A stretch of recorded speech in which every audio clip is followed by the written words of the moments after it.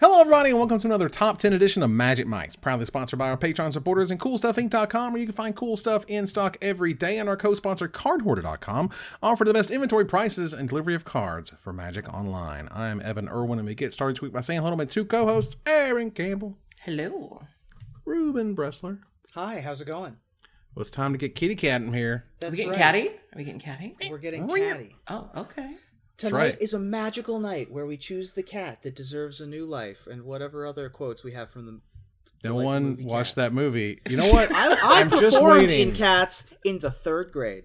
I'm looking forward to the multitude of YouTube videos that are going to do nothing but destroy that movie scene after scene and just break it down and bring so many lols. It's interesting. In Los Angeles, a lot of my friends go to Cats movie nights.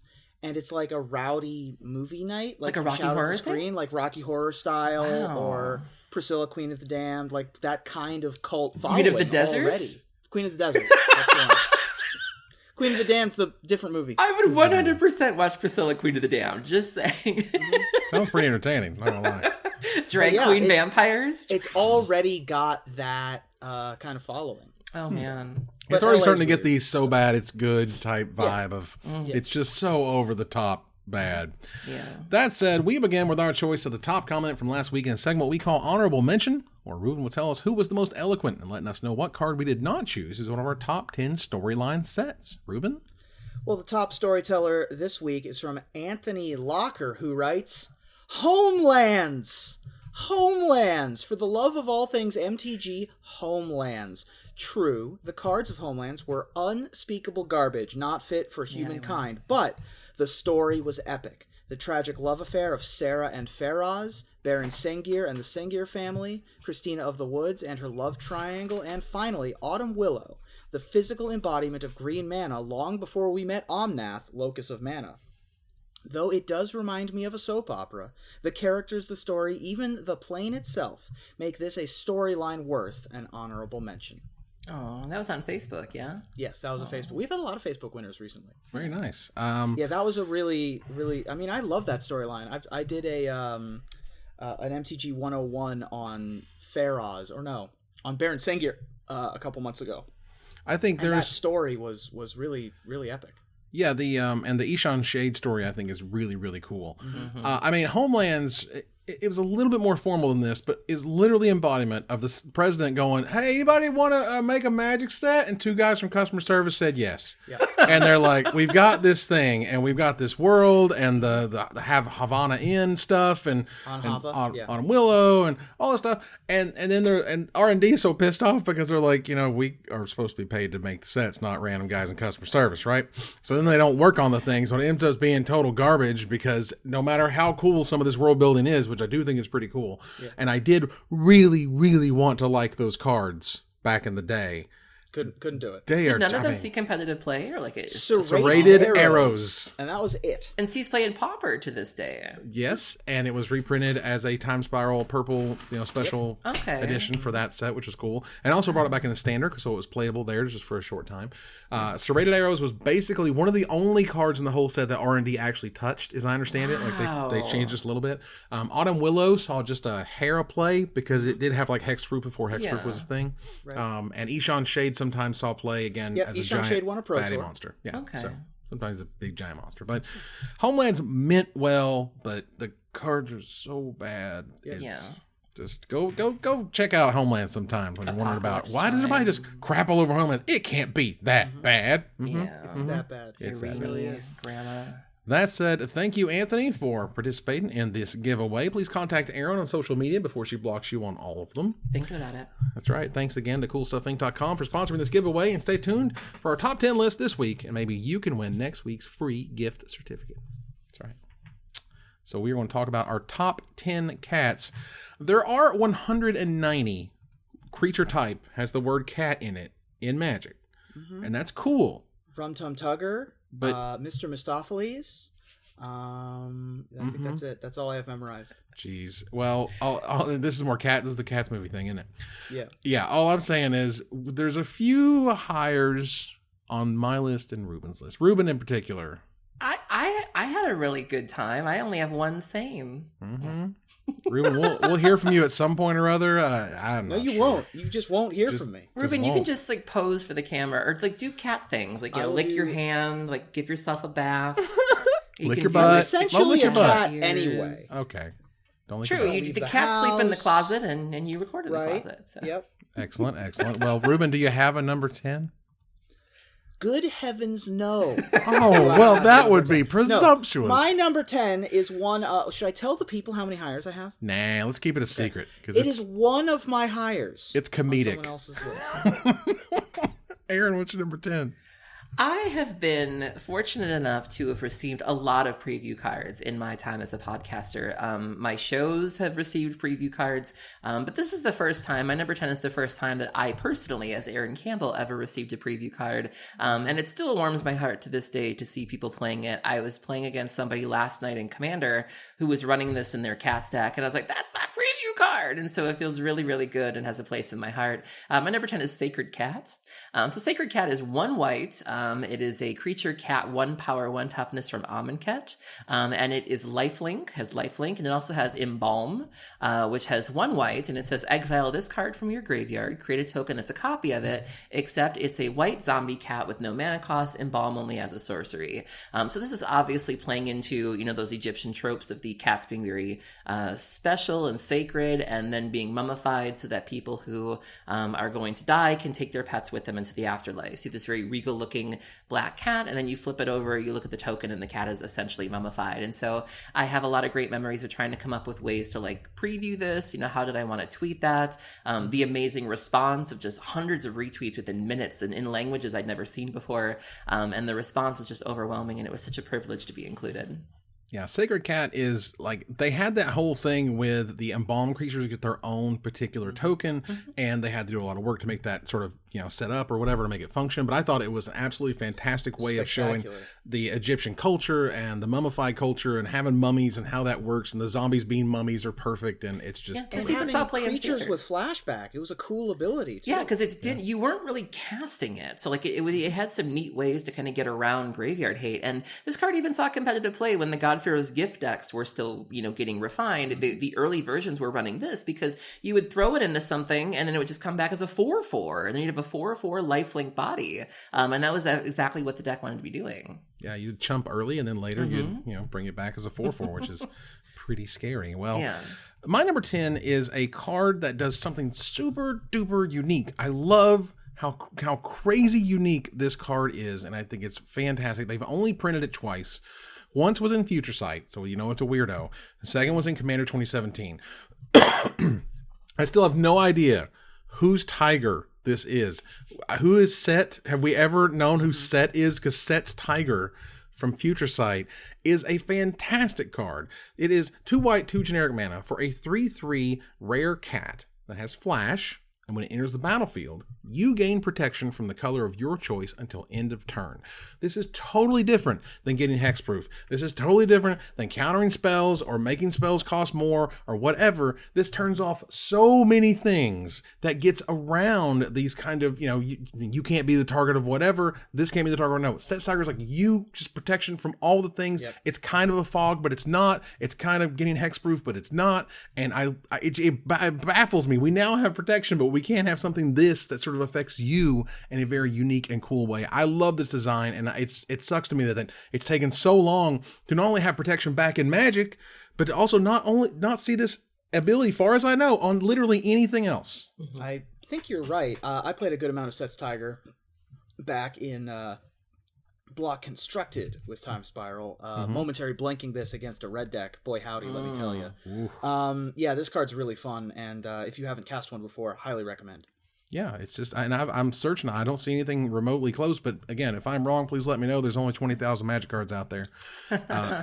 But Set's Tiger is a fantastic one, and again, I've loved it. I love playing with it. This thing in Limited is just a gigantic blowout because you have this awesome blocker out of nowhere. You can take the rest of it because who cares, and you can eat their best creatures and stuff. Absolutely fantastic. I love the gameplay on this card. It's just, it's fantastic. All right, let's move on here to number 9. Ruben, you got a number 9? I have a number 9, y'all. Oh, nice. And my number 9 is a card that I have used, I think, in more matches of Magic than maybe any other card, and yet I've never cast it. Because there was a while there where I had a collection of 3 cards to decide who would go first in my match of Magic. And they were Rock Lobster, Scissors Lizard, and Paper Tiger. Yes. Paper Tiger is a 4/3 for 4 colorless mana. Originally printed in Unglued, it is a common. It has the ability, Rock Lobsters cannot attack or block. The tiger is always quick to fold. Of course, this is hearkening to Rock, Paper, Scissors, which is the way you throw chops sometimes before a game or in some other way. I used to, offer my opponents. I had 2 sets, and I said, "Would you like to rock, paper, scissors to see who goes first?" Yeah. This came up a bit recently. There was a debate on Twitter about high rolling and whether or not you should do a high roll, whether you should do even or odd. And there were a couple people that were like, while you all are fighting over dice, I'm just going to go ahead and whoop. Which would you like to do? And so I always think it's a treat when an opponent pulls those out and asks me to do that. I'm always happy to do it, and I think they're great. Yeah, my general method of that is just to get land A, land B, shuffle, find the island or whatever, Sure. Is generally my choice, but whatever. Paper Tiger, of course. So much more fun. Yeah. Oh, it definitely is. Don't get me wrong. A lot more thematic and interesting. And it's cool how the cards interact with each other, but the fact that they're unplayable Garbo doesn't really kind of... Yeah. Yeah, I mean, 4 mana 4/3s with drawbacks or... even back in those days, it was just okay, well, 4 mana 4/3 with no drawbacks, kind of pushing it, Right. But still. All right, Aaron, what's your number 9? So there's been a lot of talk recently about white, and people seem to really think white is in a bad spot right now in terms of being underpowered, and particularly in Commander, you really don't see very many mono white decks. One of the things that mono white really struggles with is card draw.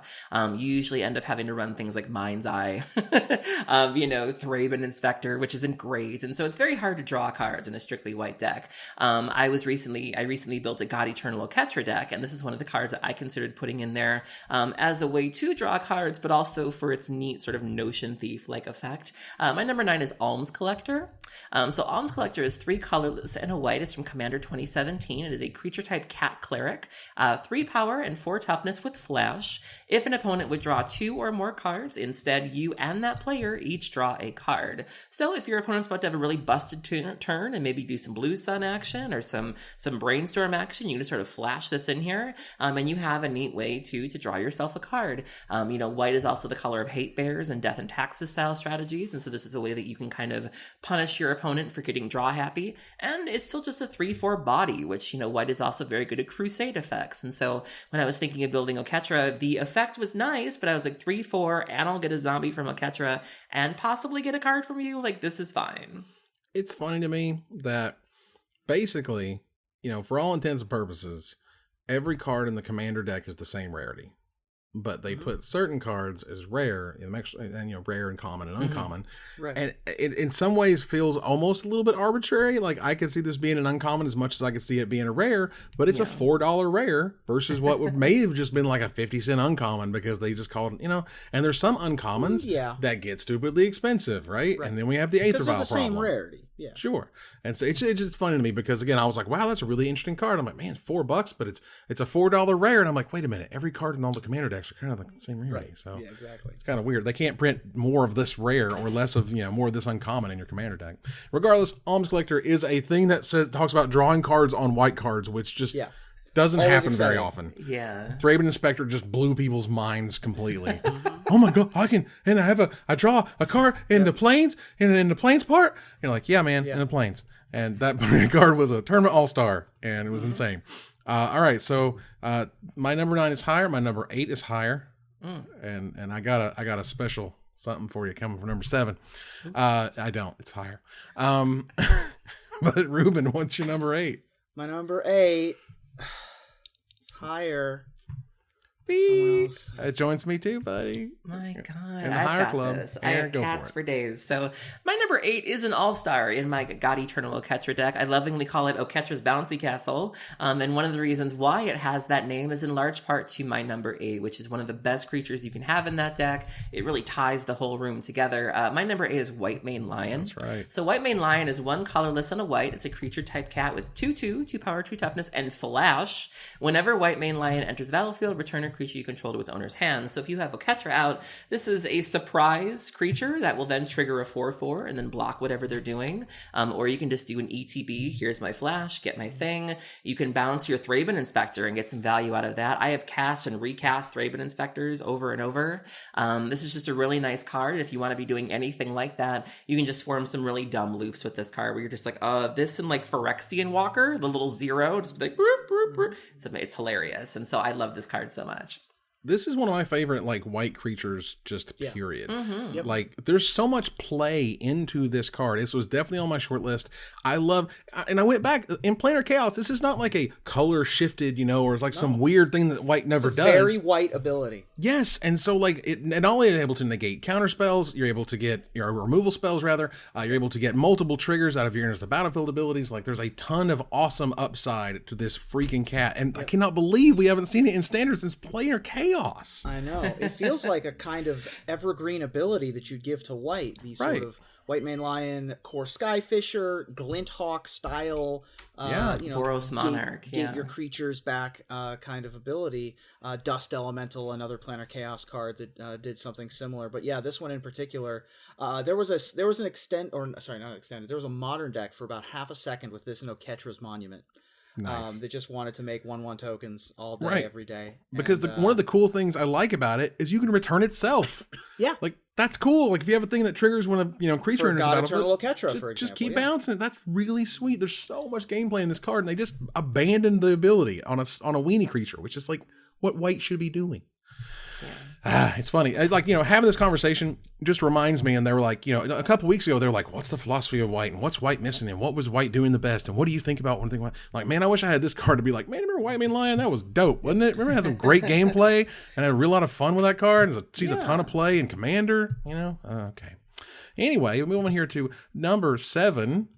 I ain't got one. Ruben, you got some? I do. And honestly, of my list, I thought for sure this was the number 1 candidate to be higher on someone else's list.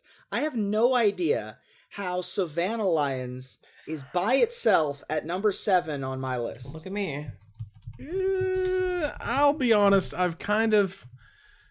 You've had it on a couple of your lists. It's the Cats episode. I know, I've had it on I've had it on a lot of episodes. Trust me, this is my, it's not in memoriam. It's emeritus or whatever. Yeah, like, this is just like a pick emeritus. Sure. This is like, I love Savannah Lions, one of my first rares ever. I've said so many times about playing this thing, collecting my first playset. Like, I love Savannah Lions. Feel free to gush over this card. The first aggro deck that ever won a major tournament was when Tom Chonpeng won Worlds in Seattle in the second ever Pro Tour event, essentially.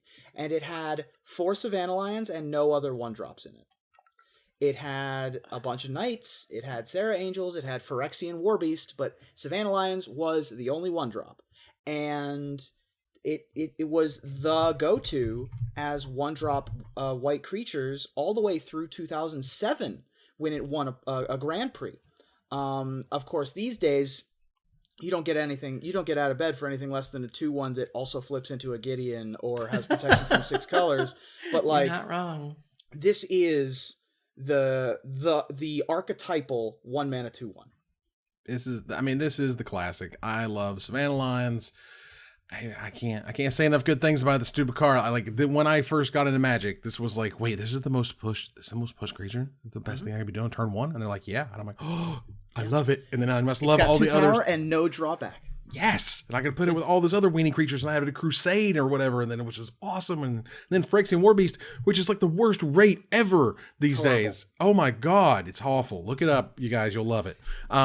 But yeah, between that, again, it's just Savannah Lions is just on my top X whatever forever. It's kind of like me in Bloodghast, where I start to look for things. Like, I try not to put them on too many lists, and I think I've made it clear that I love these cards, and you get the picture. Right. You totally understand why it's always kind of there in my mind. don't quantify that way, and that's why I have so many hires. Aaron, what is your number 7? So one of the things that Wizards has been doing lately, specifically when it comes to Commander products, is they've been giving us fresh takes on characters that aren't around anymore. One of the most recent ones being Gerard. Gerard is dead and gone, but we got a new version of Gerard, and we got a new version of Greven Ilvek. And so this is a way that we get to revisit these beloved characters that we'll never see play or never be part of the story again. And my number 7 is another beloved character that was recently given a new card that ended up being really powerful, and also had some really great art by Magali. My number 7 is Merriweather Duelist. So Merriweather Duelist is 1 colorless, 1 green, and 1 white. She's from Commander 2017 as well, which was that cat set with the tribal themes. Cat Warrior, 3 power, 2 toughness, first strike. Whenever Miri attacks, each opponent can't block with more than 1 creature this combat. And as long as she's tapped, no more than 1 creature can attack you each combat. I had the unfortunate pleasure of facing this the other day in a Commander game, and the opponent was hanging on at like 3. But because she was tapped and because he had a couple blockers, we just didn't have a way to really punch through. And before we knew it, he ended up just kind of taking over the game. And so you have beautiful art, revisiting a character that people really, really like. The card is good. And so I'm really happy to see this, and I can't wait to see who they print next. Yeah, this card is super cool. Like, we last saw Miri. We saw Miri originally, I believe, was in Tempest, or was it Exodus? We Exodus. knew Miri from a while back, but her first card was in Exodus. Yeah. Yes, and then later, Miri's Guile came out in Tempest. Yeah. Which was super cool. And it still sees a bunch of play, as I recall. Yeah. It's an Enchantress card. card. Oh, yeah, Enchantress. This is like their version of Sensei's Divining Top. It's a $20 rare. Oh, yeah. It's not like on the reserve list or anything. It's just a $20 rare that they only made a judge reward card last year for. Yeah. And for those who don't know, it's a green 1-mana enchantment. This is during your upkeep. You may look at the top 3 cards of your library and put them back in any order. So you essentially Sensei's Divining Top every single turn, which is awesome. But Merriweather Duelist in and of itself is a terrific card. This card seems super cool. It's a Dueling Grounds on a creature, which was a callback to an invasion rare called Dueling Grounds that has those abilities on it. And it was a really cool callback that way too. And Miri is a really indelible character. Of course, had a Planar Chaos color shifted or plot shifted version. Right. Where what would have happened if Miri got the Krovax curse instead? It was. That's a really cool card. Very nice. Move on here to number 6. Ruben, what's your number 6? Hi. So here's the deal. Okay, here's the deal. My number 6 and my number 5. Oh my god. And my number 4. Oh my god. And my number 3 are higher on people's list. Oh wow. Wow. So I'm gonna take a nap. Woo! Take a cat nap. That's right. I'll take a cat There you nap. go. There we go. All right. Well, let's see here. Aaron, what's your number 6? My number 6 is also from that Commander 2017 set. This was the featured Commander from the Cats deck. I got to face this the other night, and it's just a dumb card where, my opponent played a turn 1 Sacred Cat, and then before I knew it, on turn 2, the Sacred Cat was now a 4/4 with lifelink, and I was like, how did that happen? And they were like, oh, this card? Yep. My number 6 is Robo, Roar of the World. Yep. So Robo is 3 colorless, a green and a white, legendary creature cat avatar with 5 power and 5 toughness, which is fine. It's fine. It has an ability called Eminence. At the beginning of combat on your turn, if Robo is in the command zone or on the battlefield, another target cat you control gets +3/+3 until end of turn. And then whenever another cat you control attacks, you can pay 1 colorless, 1 green, and 1 white. If you do, it gains trample and gets +X until end of turn, where X is its power. So things get so out of control with this card. Yeah. Your Sacred Cats are now 4/4s that can suddenly have trample if they want to. All of these sort of innocuous cats that you're playing are now really, really big threats that you need to deal with. You can give them Infect because you're playing green, or even white if you're playing Lost Leonin. I mean, you look at these creatures and you don't think anything of them. You're like, oh, that's just a Savannah Lions. It ain't nothing. And before you know it, it's like a 17-15 with trample and flanking. And you're like, how did this happen? Eminence is busted. You know, Eminence the ability, is the ability for commanders to do something when they're not on the battlefield is just wow. And this is one of the shining examples of how powerful that ability is. This is one they got to push pretty hard because it's like, well, it's only going to pump cats, right? So like, only so many cats are going to print in the world. Possibly be? And they keep making awesome cats. Robo was also included in the Secret Lair drop series recently, with a super cute version of itself, which is nice. Yeah. And the card itself seems to be incredibly affordable, which is also cool. So you can build your own Robo deck. Yeah. Get those kitty cats. Get your cat commanders. That's right.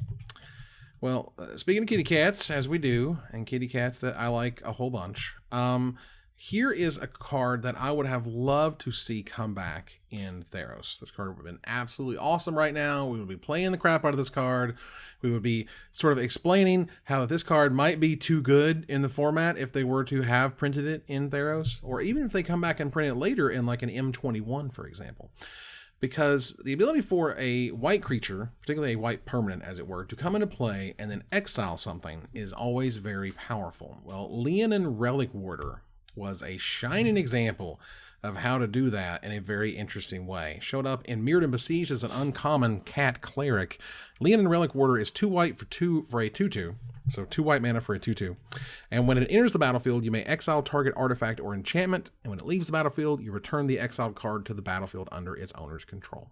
So it's good old-fashioned Oblivion Ring, Journey to Nowhere, whatever, for their artifact or enchantment. But so it's kind of a disenchant, but kind of not. But it's very disruptive, but it's still kind of aggressive because you should be the white aggro deck with a card like this. And I just love it. I thought it was a great design, and they haven't done anything like it since.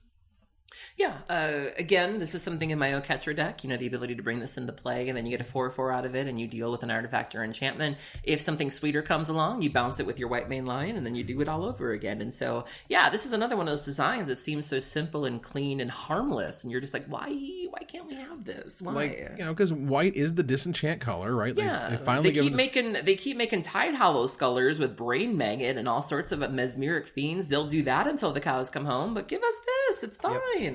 Yep. This was my number 8. Nice. Well deserving of a spot on the list. Not only did it win a Pro Tour in the hands of David Scharfman in that Pure Steel Paladin deck that he won Pro Tour Nagoya with in 2011, but it's also one of only 2 cats in the cube. Only 2 cats left in the cube after all of these cats that have been printed, and Relic Warder is one of them. Very nice. Just fits a necessary hole that you need to have. It just does that. God almighty. This is not the pre-show. This is a family-friendly establishment. Sir, this is a Wendy's. All right. Well, all I know is Lien Relic Warder, because it just ties so much in terms of like what white is trying to do. They keep going on about, why is white not good? What is its identity? And you're like, this is the type of card that it's great at. It's freaking great, man.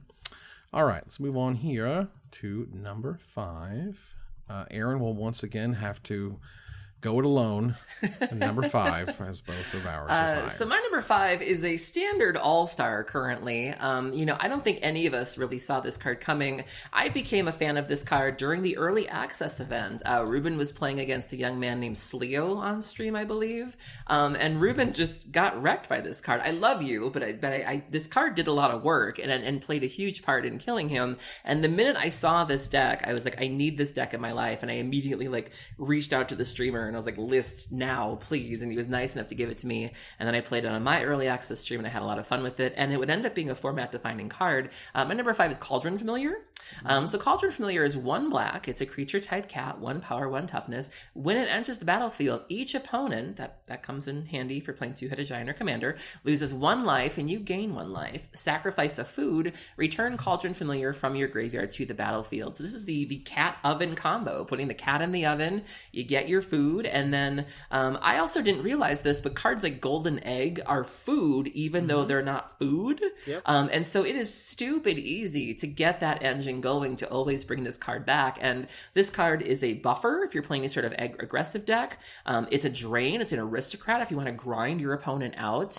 I mean, this is a big favorite of the John Sacrifice decks, the black-green decks. And who would have thought? Like, I had no idea this card would do the amount of work that it does. And it's so good. Those who don't know, Witch's Oven is a 1-mana artifact. It is a uncommon from Throne of Eldraine. This is tap, sacrifice a creature, make a food token.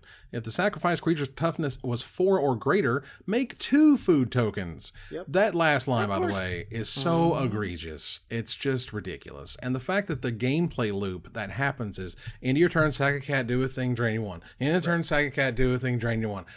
It boggles my mind. That's what Wizards wanted their standard environment to have. One part of it when being... they had this combo in it. Yeah, it's a little weird. This was my number 10.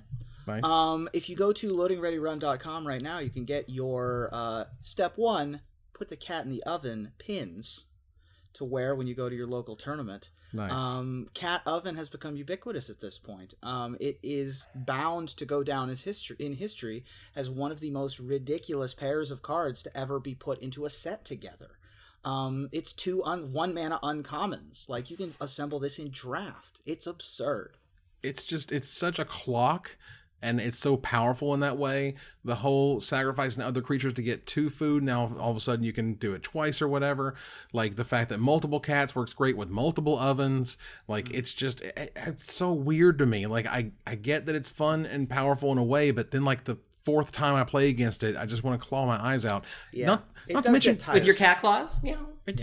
Because then like in Magic Arena, it's like it's kind of tough to pull off the clicking and the selecting and the doing the thing at the end of every single turn. And I'm like, all right, fine. Yeah. It's a little tedious, but whatever. I just love that it invalidates combo. Like, I have this reminds me of my it invalidates combat. This reminds me of my She-Ray deck. Yeah. I like to play a Meekstone in my She-Ray deck. Yes. And then you get people that are like, oh, well, you got some bigger creatures there too. You're not gonna be able to tap. And it's like, oh, I don't plan on going to combat, baby. Like, like, I'm just gonna drain you. I will never even tap these things, but you go on ahead. And so I love that black is able to do that, just drain you, just sort of put up these walls, these defenses that just slowly but surely chip you down. This was Ruben's number 10. This is my number 9.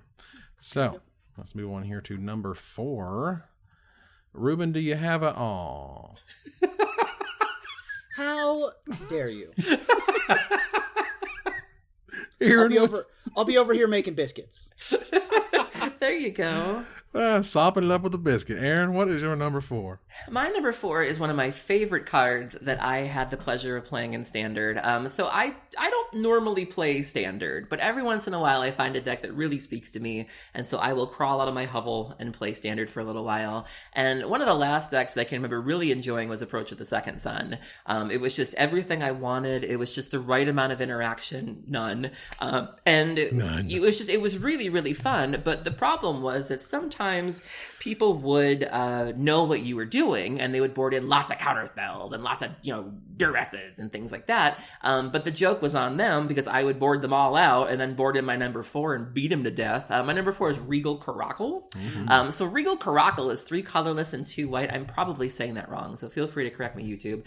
Creature type cat, 3 power, 3 toughness. Other cats you control get +1/+1 and have lifelink. When it enters the battlefield, create 2 1/1 white cat creature tokens with lifelink. So those are now 2/2s. So for 5 mana, you're getting a 3/3 and 2 2/2s that have lifelink. So you would board out your approaches. So people would bring in like negates, and then you would just be like, hi, here's a turn 5 Coracle. And then people would be like, I boarded out all my creature removal.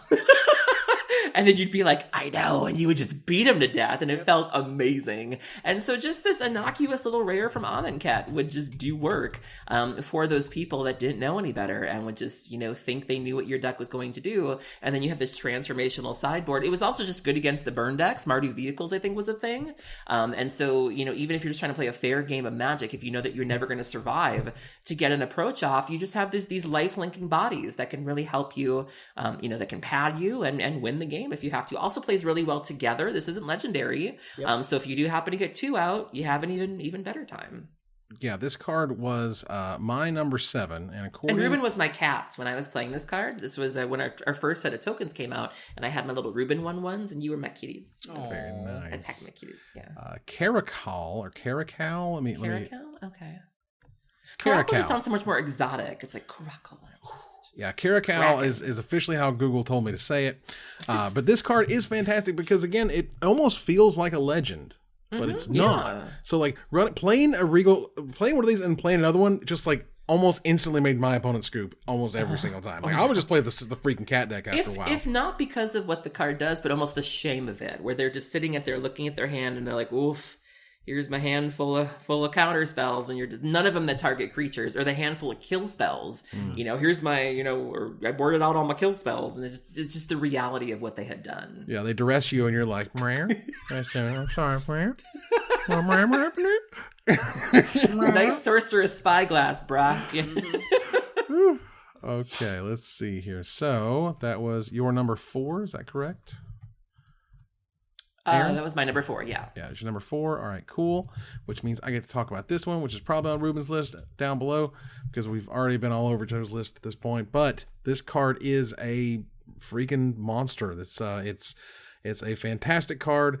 It is a card that is kind of nutty in what it does in its rate. It is a card that when you think of the rate that you get, and you're an old Magic player like I am, when the rocks were soft and the cards were terrible, and you go, in my day, they gave us a Watch Wolf and we were happy with it. And instead, the Fleece-Mane Lion showed up the last time we were in Theros. It was in the main set of Theros. It got to showcase monstrosity. Oh my god, this card is dumb. It's a white, a green, and it's a white and a green for a 3/3 rare cat. It has Monstrosity 1 for a white, a green, and 3 generic mana. So for 5 mana, if this creature isn't monstrous, you put a +1/+1 counter on it, and it becomes monstrous. And as long as it is monstrous, it has hexproof and indestructible. And can you do that in response to somebody's spell? You betcha. They try to kill a removal spell? I don't think so. They have the shields down. It becomes a 4/4 that they can't target anymore, and that's insane. And it's indestructible, so you can't just wrath it away. You have to -X if you're going to get there. And this was the card and or the deck essentially that got Chapin his Pro Tour win. Yep. Paired well with your Mocha's command, being able to fight something and then it's not going to die. Yeah. This was indeed my number 5. Nice. Probably the best competitive cat in competitive Magic. I mean, it is the one that was in the most decks. It was always a 4 of. It was a staple of that format. I would be surprised if this didn't have the this probably has the most Pro Tour pedigree of any cat, would be my guess. Fair enough. And so this card is it's just a lot. It's a lot to deal with. It's kind of annoying. I was very happy to see it go. And thanks. Thanks for the memories, Fleece-Mane Lion. But we're going to move on. All right. So we're moving officially to number 3. Aaron, what's number 3? My number 3 is a frustrating card, and really embodies what Wedge is trying to do. If you're playing any sort of taxes deck, you absolutely want this card in your deck. It's one of those cards that you have to remember is on the battlefield because you always walk into it. I've also seen some people on Magic Online. Apparently, the way it works on Magic Online is really, really wonky, and so people always fall into the trap as well. My number 3 is Lien Arbiter. So Lien Arbiter is 1 colorless and a white. It's a creature type cat cleric. Originally printed in Scars of Mirrodin, in fact. And it's a 2 power, 2 toughness. Players can't search libraries. That is such a huge part of competitive Magic, and also Commander. Commander lives and dies by its tutors.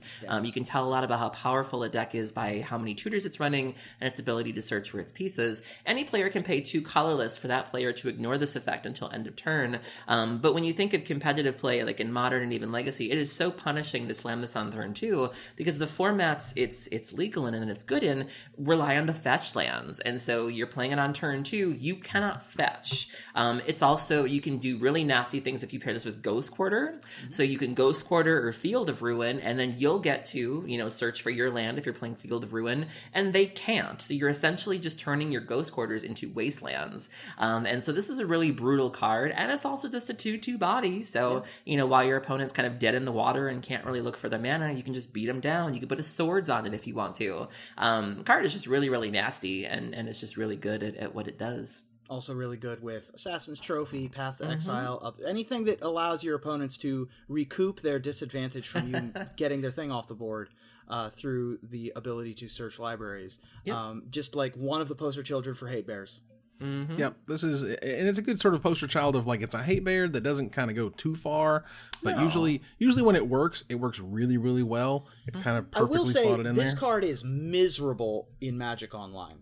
It is so unintuitive how this card works for Magic Online, but whatever. If that's the complaint that I have, okay. If that's the worst of it, we'll take it. Well, you mentioned that Fleece Mainline was certainly a staple of its standard format and was certainly a very awesome, aggressive, terrific cat in the competitive realm. But I was there in Amsterdam as Paul Rietzel just smashed with that Step Lynx. Step Lynx is a fantastic freaking cat. Showed up in Zendikar. I hope beyond hope we're going to see landfall once again. I think it's one of the best mechanics Magic's ever had, and we've only seen it once, and that is so bad. And I don't care about the pseudo landfall crap. No, I want landfall as a keyword on the cards. Yes. Step Lynx is 1 white mana for an 0/1 common cat that has landfall. Whenever a land enters the battlefield under your control, Step Lynx gets +2/+2 until end of turn. And they also gave us fetch lands in that same format, and yes, a second turn 4/5 smashing you to death.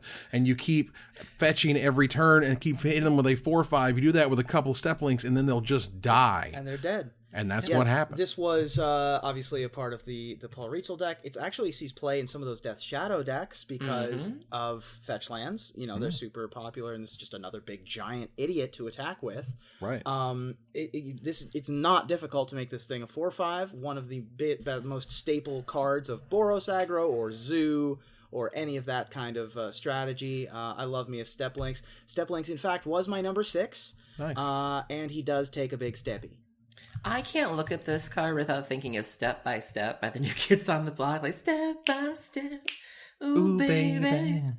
Really want you in the zone. Like, oh, it's so good. That's right. Go straight to the red zone. And just, as a white weenie player, that's just straight to the heart of, like, it's just one of the best white aggro creatures ever printed. Right. And I love it. And also in the standard environment, you could go turn 1, common Step Lynx, turn 2, common Plated Geopede, and then just, like, kill people with your commons. Like, that was really fun. It was nice. Good living right there. Like, all you needed was fetch lands. And back Play then, an they were adventuring gear, a common equipment, and then just attack for 15. Yeah. Like, and your fetch lands were like $15 or so. Like, you're paying $80 for Scalding Tarns back then. What was that like, Grandpa? I know, right? It was great. Everything was awesome. And we'll never get fetch lands back in standard, so we'll never see it again. I'm calling it. I have a pie riding on it, so I would say at this point it's going to be a land that looks the top 7. They've been inching closer and closer to we're fine with searching, but just on a very limited basis because they hate the loading screen of shuffling your deck. So do you want to buy out? Do you want to buy out on the pie bet? Where absolutely not. If there's a fetch land that looks at the top 7, is that a draw? Or will you only take fetch lands? Winner takes all, baby. Unconditional fetch lands. Okay. Unconditional fetch lands. All right. We went to number 2. Ruben. I have a number 2, y'all. What is your number 2? My number 2, I thought this one had a sneaky chance at number 1, because it was my number 1 soldier. And so, like, I thought there was a chance that it could be my number 1 cat and my number 1 soldier. Turns out there's one more I think is better, of the cats, but Brimas, the King of Arrestos, still pretty good. Brimas, King of Arrestos, colorless white, legendary creature, cat soldier, 3/4 vigilance for 3 mana. Whenever Brimas attacks, make a 1/1 white cat soldier creature token with vigilance that's attacking. Whenever Brimas blocks, make a 1/1 white cat soldier creature token with vigilance that's blocking. So it behaves really weirdly in combat. It attacks and blocks sort of with like weird Bushido. Kind of. But it's a 3/4 for 3 with a million words on it. Like how could it possibly be bad, right? It's the best card in Born of the Gods. I think not close. Well, I mean, was it better than Courser? I don't think so. I mean, at this point it is. At this point, sure, but back in the day, it was crazy because Brimas this is my number 5, by the way. Brimas was so, like, impressive. When you read that card, you're like, oh my god, it's push stats, it's already got vigilance, it's making blockers, it's making attackers. How is this not going to define the format as a threat in and of itself? Oops, we already have Fleecemane Lion, and we don't need just, 3-mana cats. Like, it was compared absurd. to what everybody else was doing. Yeah. Right, at the time, it just play... didn't fit right in the format or whatever. Well, this saw play alongside Fleecemane Lion and another cat, which I assume we don't have on any of our lists, called Rakshasa Death Dealer. So you could have up to 12 aggressive costed cats in your Abzan deck. That was probably the heyday of aggressive tournament cats. But this saw play in, like, control decks, mid-range decks, aggro decks. This is the other cat that's in the cube, by the way. Right, as it should be. Like, I'm not saying it's, like, bad. I'm saying that when it first came out, this is a really good example, at least again, as a time capsule, is when it happened. It came out and almost, like, it just, nothing happened. Yep. It didn't see a play for a while. And you were like, how does this card not completely run this format? And it just didn't. And that was blowing my mind. I will say, though, it has gone on to have some legs in older formats. It does see play in Legacy and Death and Taxes, and has even seen play in Modern a little bit. So, which is more than can be said for some of those cards from Theros Block. True. Oh, for sure. No, this had to have all the abilities on it. And people, it feels like they almost kind of woke up to it at some point. Because Born of the Gods was such a terrible set. How bad it was. It was bad. But this is not bad. Aaron, what's your number 2? So my number 2, it could easily have been a number 1. It's banned in at least 2 formats and appears to be a giant whoopsie. I remember I was on my way to, I think, GP. I was on my way to a GP when the full spoiler for this set came out, and people were immediately like, "There's a combo here." You realize it's a combo, right? And I think it was Sam Stoddard that was like, Yeah.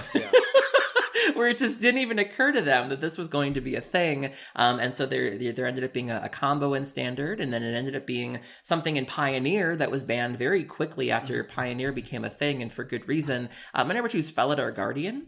So Felidar Guardian is 3 colorless and a white, is a creature type cat beast from either revolt. 1 power and 4 toughness. When Felidar Guardian enters the battlefield, you may exile another target permanent you control, and then return that card to the battlefield under its owner's control. So it's basically like a Deceiver's Exarch. And so you pair this with Saheeli Rai, which before then no one really cared about.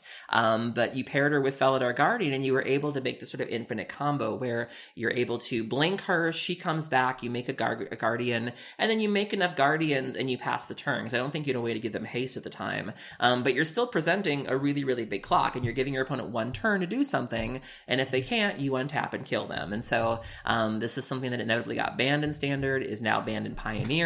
And you just look at it, and I just think it's so funny that it didn't even occur to Wizards that like it was a thing. So the token gains haste, so it just goes off when you play it. Oh, it does. Right, okay, right. sorry about that. You can just insta kill them, which is fine. This was my number 8. This was my number 3. Nice. Like there is definitely a pedigree here for a variety of things. I think one was Wizards got, I think, a lot more serious about play design and hiring really good Magic players, and more of those Magic players after something like this kind of slipped through the cracks.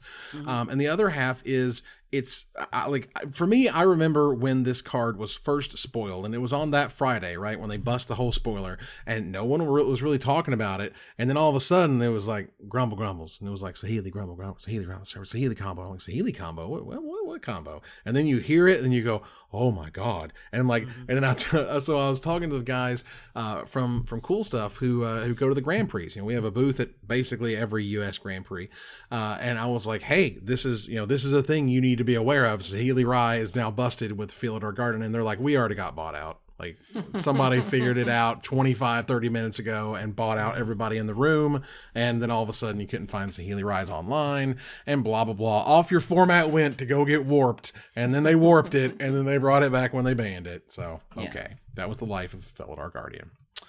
All right, move on here to my number 2. This one is a tournament staple for me because, like, from the moment it was printed, Like, and not only from the moment it was printed, it still sees play in older formats. Quite not as much maybe as it used to, but it's definitely saw a light in the sun for a very long time. This card was definitely pushed at the time. Like, you can go back because, you know, hey, I've been doing this a long time. You can actually go back and to see my first impressions of this card and me going like, oh my God, the value in this card is amazing. Because again, my baseline for like awesome cats is Watch Wolf. And they're like, here's the same cost. And it's called Kasali Pride Mage. And it's so good. Yes. It's a green for a 2/2 common cat wizard. It's a common. This thing goes in pauper. It's great. It has Exalted, which means whenever a creature you control attacks alone, it gets +1/+1 until end of turn. You have 1 generic mana, sacrifice Kasali Pride Mage, destroy target artifact or enchantment.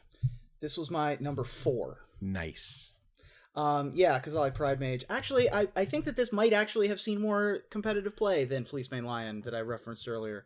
It's been in so many decks over so many formats, different types of all kinds. Years. Yeah, years and years and years. Originally, Alara Reborn reprinted a couple times. It came back into Standard, I believe. It did not. In a core set, did it not? No, it came back in Commander 2017, but that was close as it got. Okay. But yeah, this card's spectacularly good. The rate is insane. It's a 2/2 that is bigger when it attacks. It is a Thrashing Brontodon when it sits on the board.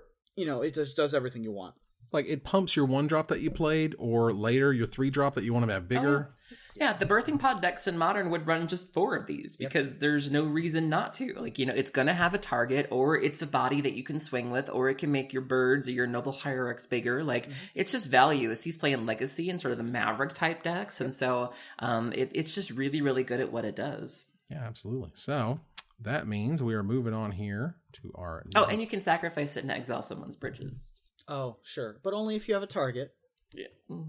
Well, it's fair. Whatever. You'll find one. A target will find you.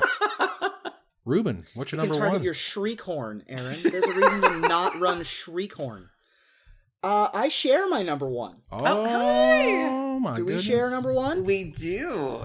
So I will set up why I chose this as my number 1, and then you can tell the folks why you think it's number 1 and tell the people what it does as well.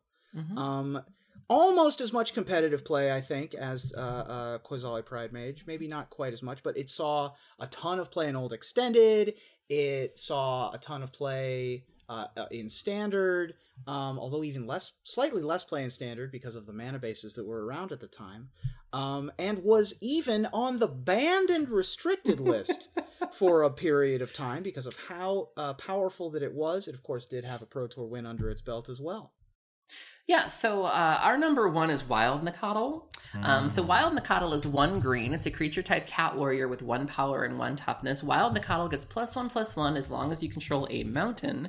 And Wild McConnell gets +1/+1 as long as you control a plane. So it's very easy to make this a 3/3. This paired really well with the step links and things like that, and giving you a very fast Naya deck that this card was banned. And it's the nice thing about Modern and being a longtime Magic player is seeing these former boogeymen of formats being unbanned and kind of landing with a thud. Like, you know, I remember when this card got unbanned. I think it got unbanned with Bitter Blossom, didn't it?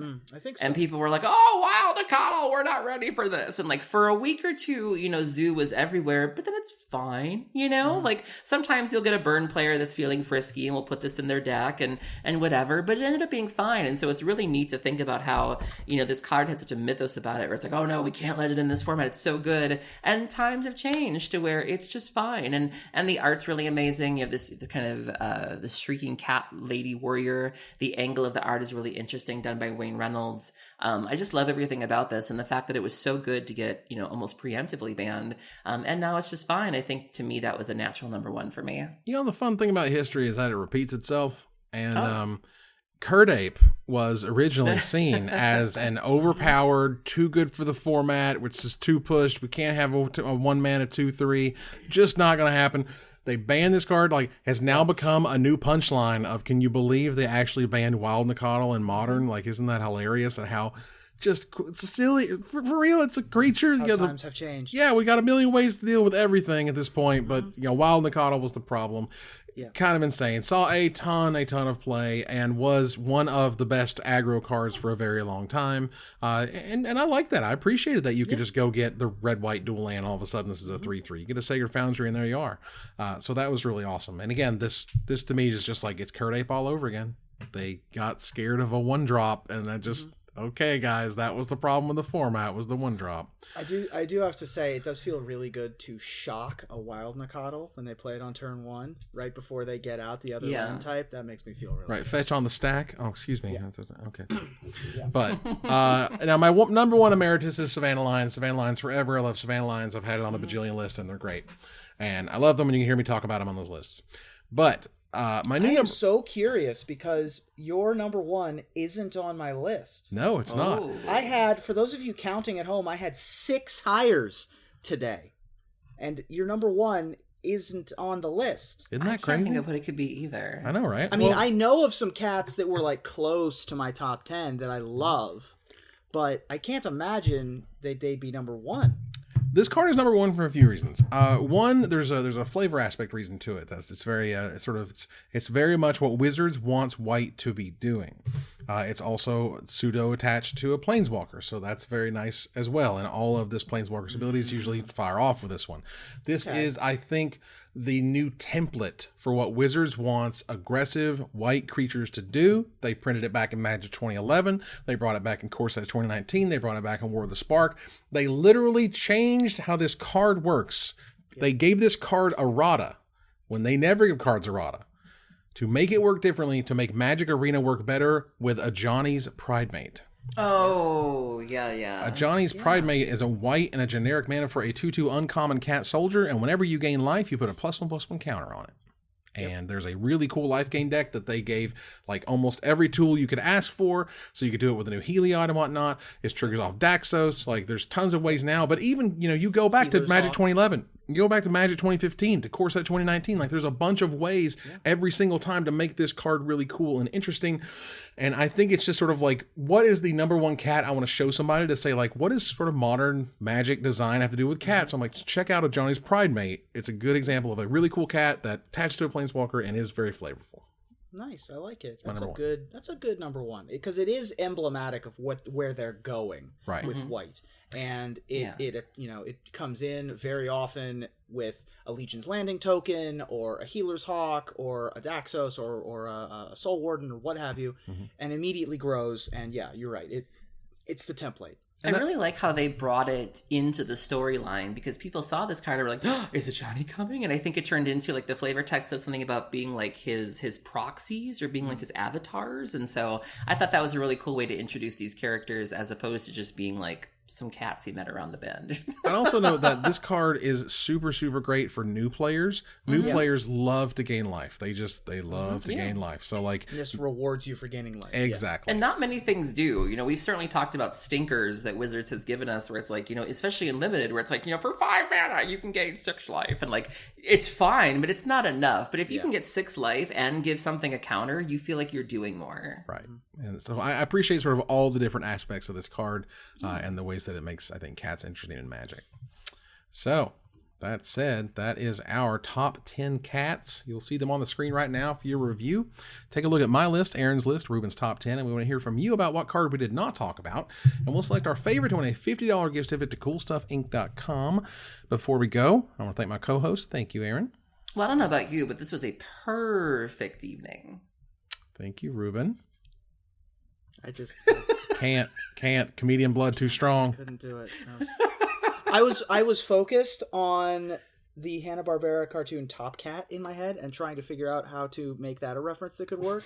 And then I realized no one would know what that is anyway. I wouldn't even know what that is. Oh no, what do I do now? And then Aaron just comes in with the perfect pun.